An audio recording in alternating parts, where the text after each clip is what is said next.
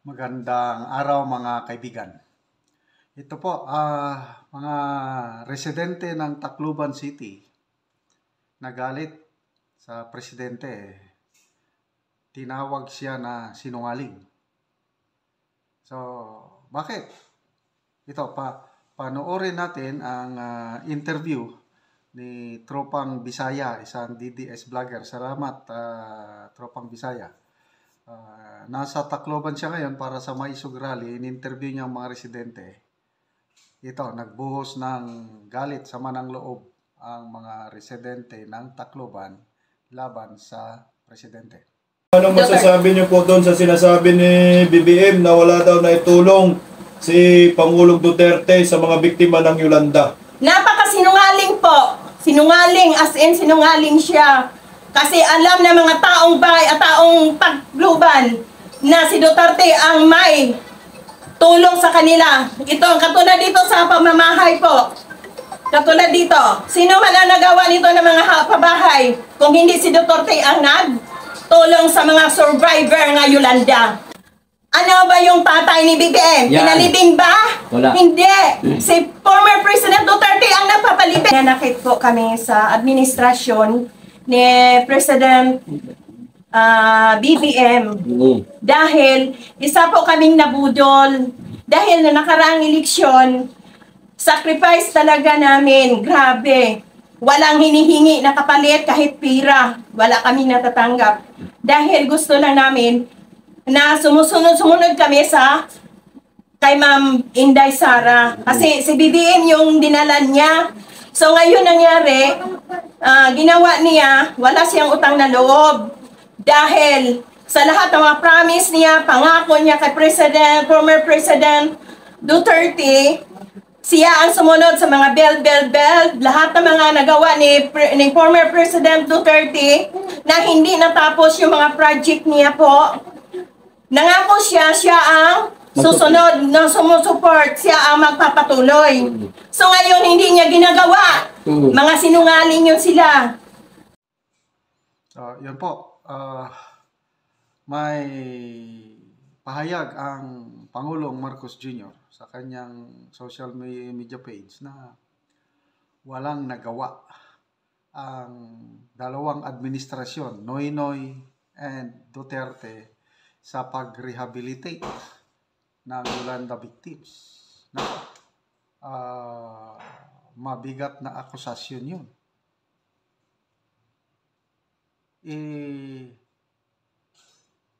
Alam na ng hindi pa presidente si PRRD, mayor pa lang siya, alam na ng lahat. Si Mayor Duterte noon ang pinakaunang dumating sa Yolanda, sa Tacloban para magbigay ng tulong. I don't know, ang presidente natin ngayon parang madaling makalimot. Napaka-insensitive yung post na gano'n na walang nagawang tulong ang dalawang administrasyon. Kung sino man ang nag-post sa social media page ng presidente, hindi masyadong nag-isip. Baka yung mga staff na lang ng PCO. O totoo bang galing sa presidente yun? Siguro hindi pa kompleto ang rehabilitation. Kasi sa grabe ng damage. Kaya lang yung sasabihin na walang nagawa ang Aquino and Duterte administration, sobra na yun. Okay. Maisingit ko lang yung kwento. Paano nakarating si Mayor Duterte sa Tacloban. So, kasagsagan ng after na yung bagyo, ang daming na-stranded na sakyanan sa Surigao City. Sa Surigao City po, ang daanan, nakalimutan ko yung lugar sa Surigao na sasakay ka ng barge, then makakapunta ka na sa Leyte and Samar. So, after nung humupa na ang Bagyo Yolanda, yun na, nagbiyahe na si then Mayor Duterte magdala ng tulong, relief goods and assistance sa Tacloban. Pagdating niya sa Surigao City, kalimutan ko ano na yung lugar doon. Ang daming nakapila ng mga truck, yung mga biyahero. So kung sa normal na proseso lang, aabutin pa ng mga ilang araw bago makakross sa dagat ang convoy ni then Mayor Duterte para makaabot ng tulong. Ito ang kwento. Yung 4th Infantry Division Commander, nakabase sa Cagayan de Oro, nagkataon na nandun siya sa Surigao City by that time, si Major General Ricardo Visaya. Classmate ko siya sa Command and General Staff Course. So, magaling na opisyal ito. Noong nalaman ni General Visaya na sa pila, na napakahabang pila, nandun si Mayor Duterte na nakapila, hindi ipinilit ni Mayor Duterte noon na paunahin siya. Kasi mayor pa lang siya. Nandun lang, nakapila na ang haba-habang pila. Ito, marunong si General Visaya.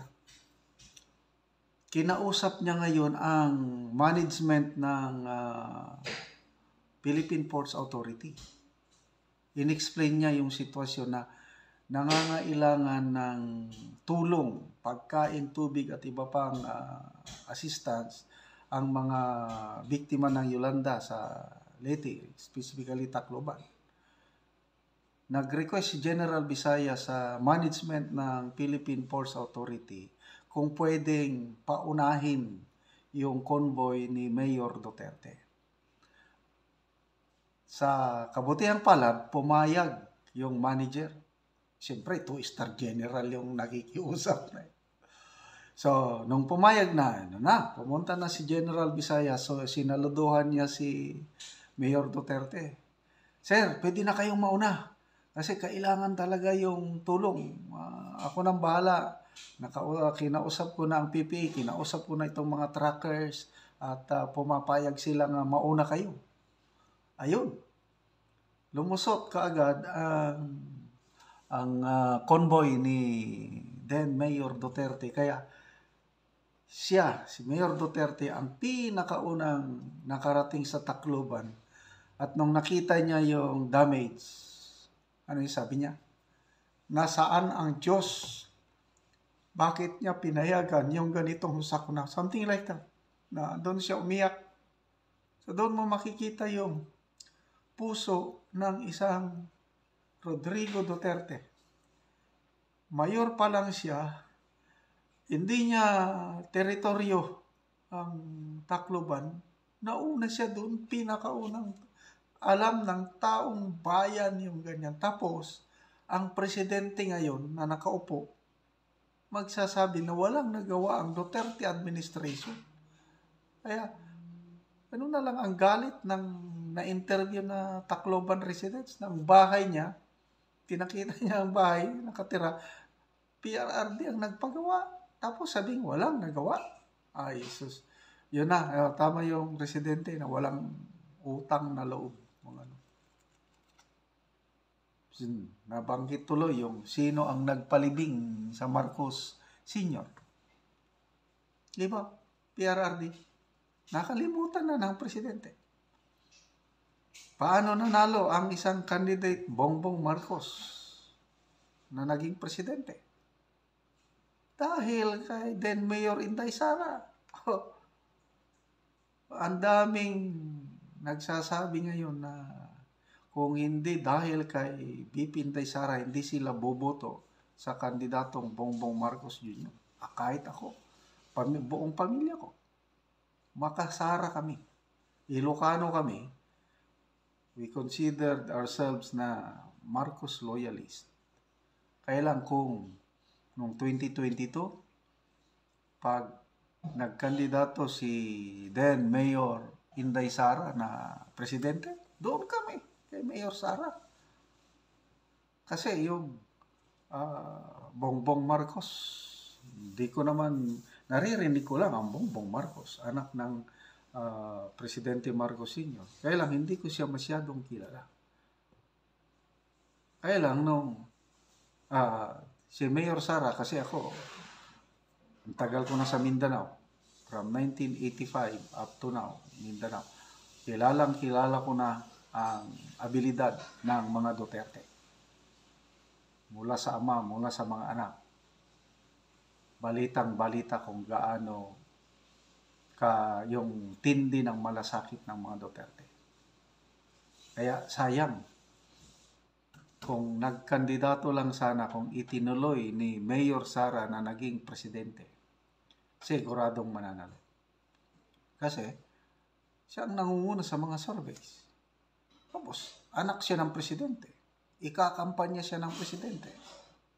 Napakabango ang Tatay Digong bilang presidente.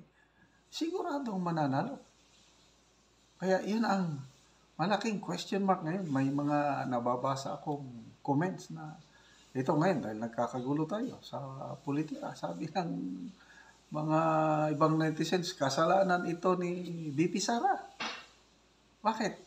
Kasi hindi niya tinuloy na nagkandidatong presidente. Bakit pa niya pinagbigyan si Bongbong Marcos na nagpresidente?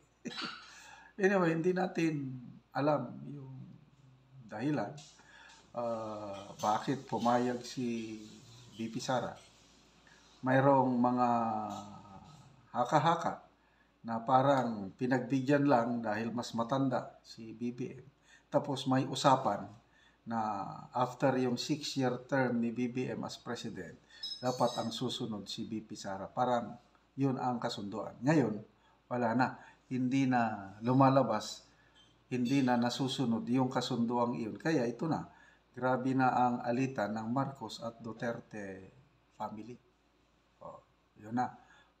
Darating na ang ICC, papa-aresto na si tapos nandyan na ang Maisog rallies. So wala na, anyway, klaruhin natin maraming nagawa ang Duterte administration, hindi lang sa Tacloban kundi sa buong Pilipinas. Hindi yan maitatwa. Yung nagsasabi na walang nagawa, bahala na sila. Bahala na ang taong bayan na maghusga. But then, hindi mo masisisi yung mga residente mismo ng Tacloban na nagsabi na may nagsisinungaling isang tao na hindi marunong tumanaw ng utang na loob.